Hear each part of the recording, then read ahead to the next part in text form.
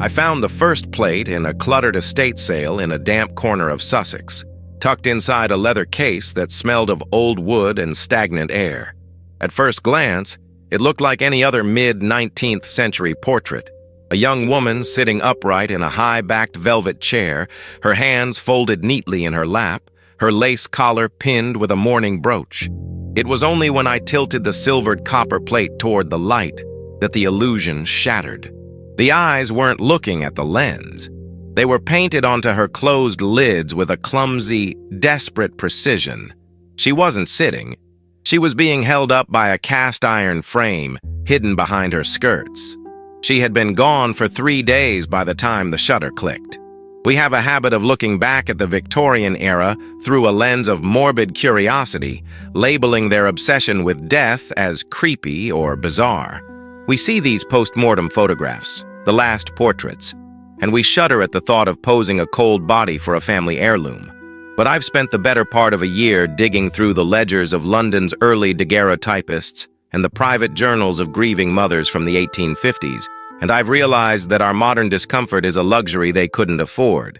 In a world where scarlet fever and cholera could empty a nursery in a weekend, death wasn't a distant event to be managed by professionals. It was a permanent roommate. The camera arrived at a time when the British and American middle class was obsessed with the idea of the good death.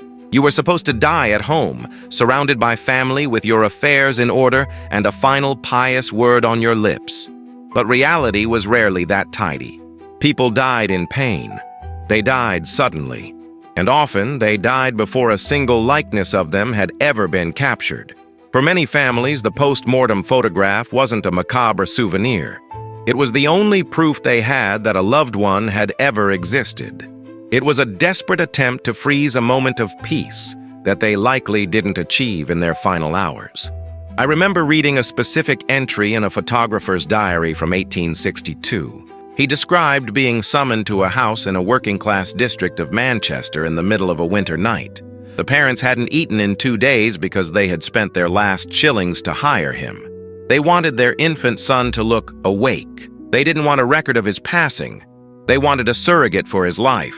He wrote about the difficulty of rouging the child's gray cheeks and the way the mother insisted on holding the boy's hand just out of frame to keep him from slumping. There is a profound, heavy sadness in that kind of labor, a technical struggle to manufacture a lie that a grieving heart can live with. But as I went deeper into the archives, searching for the technical secrets behind these living dead, I stumbled upon a series of plates that didn't fit the standard narrative of grief. Most post-mortem photos are easy to spot once you know the signs. The slight blur of the living relatives compared to the unnatural sharpness of the deceased, or the telltale metal stands peeking out from behind a coat. However, I found a collection of portraits from a studio in upstate New York that felt different. The subjects weren't just posed, they were being used. There was a specific note attached to a portrait of a middle-aged man, a prominent merchant who had died of a sudden stroke. In the photo, he is seated at a desk, a pen in his hand, looking as though he's about to sign a ledger. His eyes are wide, glassy, and terrifyingly alert. The note from the photographer's apprentice revealed that the family hadn't commissioned the photo for a mantelpiece. They needed it for a legal dispute. They needed to prove he was compos mentis, of sound mind, long enough to have authorized a transfer of property that happened hours after his heart had stopped. This is where the shadow of the Victorian era gets much longer and darker. We like to think of these photos as purely sentimental, a way to bridge the gap between this world and the next. But the last portrait was also a tool of profound deception. The era was obsessed with social standing, inheritance, and the maintenance of a perfect public facade. If a patriarch died before a crucial document was signed, or if a scandal needed to be buried with the body, the camera was the ultimate witness. It didn't just record the truth, it was used to rewrite it. I started looking for the patterns, the way certain bodies were dressed in formal wear they never owned in life, the way shadows were manipulated to hide the darkening of the fingernails or the sunken nature of the temples. I realized that the Victorian obsession with posing the dead as if they were awake wasn't always about the comfort of the living.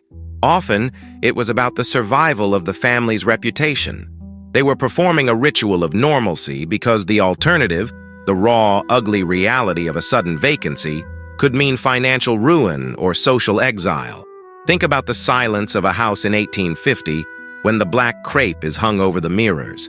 The clocks are stopped, the windows are shaded, and the world outside is kept at bay. Inside that vacuum, the photographer becomes a kind of high priest. He isn't just taking a picture, he is performing a cosmetic resurrection. He is the one who decides how the world will remember the person who is no longer there to speak for themselves. And in my research, I found that some of these photographers were more than happy to play the part of the accomplice. The technical limitations of the time actually aided this deception. A daguerreotype required the subject to remain perfectly still for seconds, sometimes minutes. If you were alive, your eyes might blink, your chest would heave with breath, creating a slight softness in the image. But the dead were the perfect subjects. They had the absolute stillness that the early chemicals demanded. In a strange, twisted irony, the deceased often looked more real and more present on the plate than the living relatives standing beside them, whose grief made them tremble and blur. I found a ledger from a London studio that listed extra services for post-mortem sessions. Among the charges for chemicals and travel were fees for artificial expression and structural support. It wasn't just about propping up a body, it was about sculpting a memory. They used wire to pull the corners of mouths into a hint of a smile. They used Belladonna to dilate pupils or heavy pigments to paint life back into the skin. It was a high-stakes theater of the macabre, all conducted in the quiet parlors of respectable homes, while the neighbors walked by outside, unaware that a dead man was being dressed for a final performance at his own desk. The more I looked at these faces, the more I felt a sense of heavy responsibility. These people didn't choose this. They were silenced twice, once by nature and once by the camera. And as I turned the pages of that New York archive, I realized that the darker reason I was looking for wasn't just about one family or one legal case. It was a systemic effort to control the narrative of life itself. The Victorians were terrified of the void, and they used the most advanced technology of their age to build a wall of silver and glass against it. But walls always have cracks. And it's in those cracks, in the slight misalignment of a painted eye or the visible tension of a wire, where the real story of the last portrait begins to bleed through. The most unsettling discovery didn't come from the images of children tucked into silk-lined cradles. It came from a series of portraits I found at the very back of the 1860s ledger, labeled under the heading Special Correspondence. These weren't family keepsakes. They were clinical, sharp, and deeply calculated. In these photos, the deceased were rarely lying down. They were seated at heavy mahogany desks, pens gripped in stiff fingers, or standing in hallways with their hats on, as if they were just about to step out for the evening. I realized then that the last portrait served a purpose far more cynical than simple mourning. In the mid-19th century, the photograph was the ultimate witness. It was the first time in human history that a flat piece of paper carried the weight of absolute objective truth. If a camera saw it, it must have happened. And in an era where inheritance laws were a labyrinth of specific dates and living signatures, a photograph of a dead man looking very much alive was the perfect tool for a desperate family. I found a case from 1864 involving a wealthy estate in upstate New York. The patriarch had died hours before a crucial land deed could be finalized. Without his presence, the property would have reverted to a distant, estranged cousin, leaving his immediate family destitute. The solution wasn't found in a lawyer's office, but in a photographer's studio. They dressed the body, used the structural support wires I'd seen in the manuals, and spent 3 hours posing him at his library table. They painted his eyes open on the final print.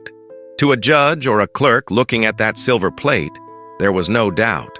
The man was alive, he was alert, and he was clearly present at the time the documents were being settled.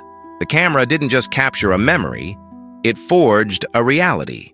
This was the Victorian version of a deepfake, a technological sleight of hand that allowed the dead to settle accounts from beyond the grave.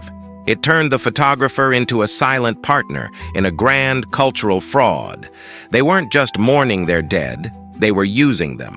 They were drafting the deceased into one final act of service to protect the family's social standing. As I sat there in the silence of the archive, the smell of old paper felt like it was thickening in my throat. I looked at a portrait of a woman in a high-collared lace dress. Her eyes were slightly too wide, the pupils a bit too dark. Belladonna, most likely. She was propped up in a velvet chair, a book open in her lap. To the casual observer, she was a studious daughter. To me, she was a prop. I wondered if her family looked at that photo and felt comfort, or if they felt the cold, hard weight of the secret they were keeping. There is a specific kind of horror in being denied the right to be dead. We talk about the Victorians being obsessed with the good death, but these archives suggest they were actually obsessed with the invisible death. They wanted the benefits of the transition, the estate, the closure, the legacy, without having to look at the stillness. So they built these elaborate machines, these iron stands and painted eyes, to keep the machinery of society running. They forced the dead to perform until the ink was dry and the property was secured. I thought about our own world. We don't use wires and belladonna anymore. We use algorithms and digital legacies. We keep social media profiles active long after the heart has stopped. We curate best of reels that play on a loop, ensuring that the person we lost is never allowed to be truly absent. We are still propping them up at the desk, still painting the eyes open, still terrified of the silence that follows the final breath. We've just replaced the silver plate with a glass screen. The Victorian last portrait wasn't a failure of grief. It was a masterpiece of control. It was a way to tell the universe that even death had to wait for the paperwork to be finished. But when you look at those photos long enough, the illusion breaks. You see the slight slump in the shoulder that the wire couldn't quite fix. You see the dullness in the eye that the paint couldn't quite mask. You see the truth. I closed the ledger and slid it back onto the metal shelf. The archive felt colder than when I arrived. I realized that the reason we find these photos so disturbing isn't because they show us death. It's because they show us how far we are willing to go to lie to ourselves. We want the image more than we want the person. We want the presence more than we want the peace. I walked out of the building and into the late afternoon light. The street was busy, people rushing toward their own deadlines, their own appointments, their own records of existence. No one was looking back. No one was standing still. I felt a sudden, desperate urge to just be forgotten when my time comes, to leave no wires, no painted eyes, and no silent witnesses behind. The file is closed. The archive is silent. But the next time you see a vintage portrait, look at the eyes. Look at the hands. Ask yourself if the person in the frame is truly there, or if they are just being held up by the expectations of the living. That's the end.